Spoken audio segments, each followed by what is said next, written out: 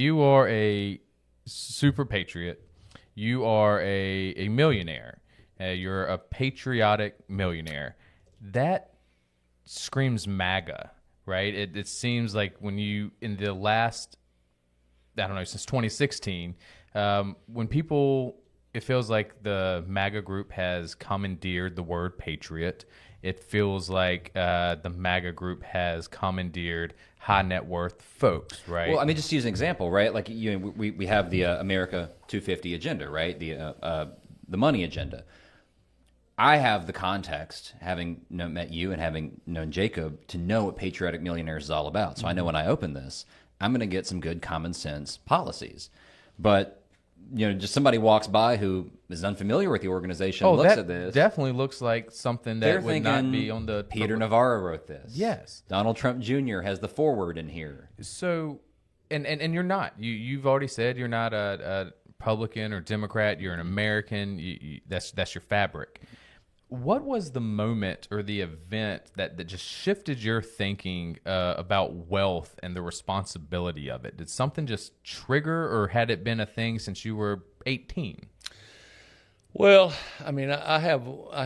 If I had to go find a moment, it would be, and this is kind of fragile to say this, but when I was 14 or 15, my father ran the Western Auto Store in Waycross, Georgia.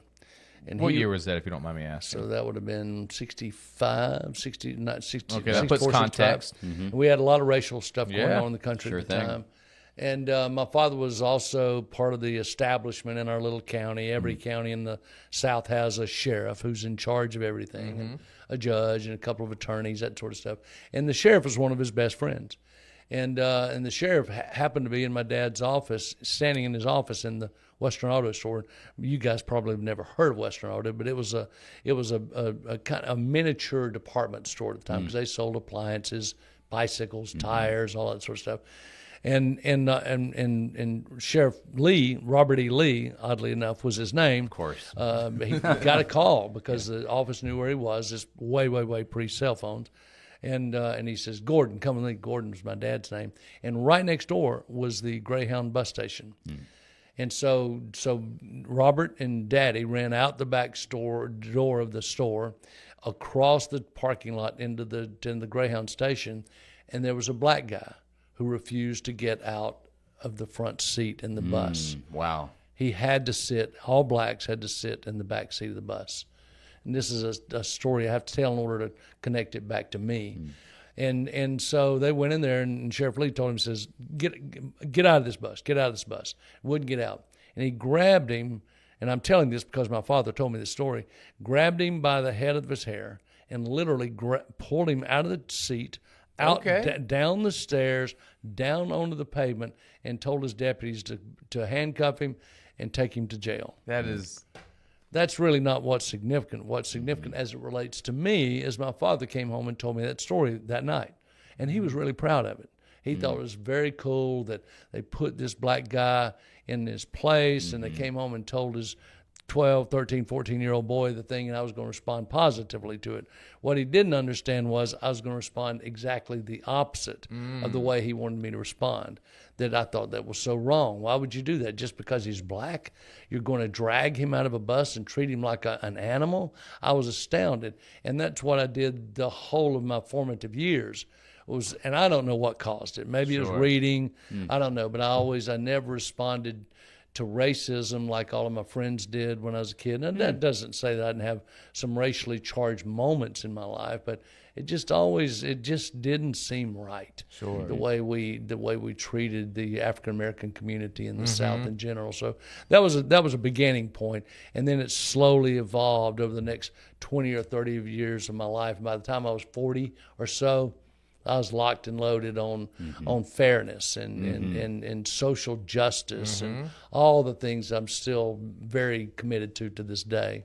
So, I mean, that's a lot of societal feelings and your moral compass in that. But Moreover, like I have family members who will say I am fiscally conservative but socially liberal. That's bullshit. Yeah, I hear that all the time. That's bullshit. Yeah. Mhm. Yeah. You know, I got friends of mine tell me that, and then these are all, you got to understand, the vast majority of my friends are wealthy Republicans. Okay. 90% of them. I mean, I can count on one hand the people who are wealthy the way that I am, who lean left the way that I do. And they're, in fact, I had 11 of my buddies down to Sea Island this weekend to play an all last weekend golf, 4 days of golf, and we get into these knockdown dragouts every night over alcohol. And this one friend of mine told me, he says, you know, I wouldn't mind paying more taxes. I just want to make sure they spend it the way I want to. I said, well, buddy, that's not the way government works. It just doesn't work like that. We're going to take care of a lot of things that you, and I asked him, I said, I'll make a deal with you. I think military spending in the United States is out of control. We spend 43% of the world's military budget. There are 190 countries in the world, and the United States spends 43% of the total military budget. I don't get that. Yeah. I said, I don't have any better way to express that than the fact that one of the best generals we ever had in modern times was Dwight Eisenhower. And when Dwight was leaving the military in 1958, 59, he said in one of his final speeches, beware the military complex because they have their own agenda. And that may not be a perfect wording of what he said, but that's absolutely the essence of That's what the he spirit, said. for sure. And it's absolutely the truth. For people not to realize that military has an agenda, you're incredibly naive. You're living under a rock. And that's what's happened since then. But I told my friend, I said, here's what I'll do. Because I think the amount of money we spend on military is over the moon. It's crazy. But would you agree to spend some money on housing for the poor? Would you agree to provide education for the poor in the inner city?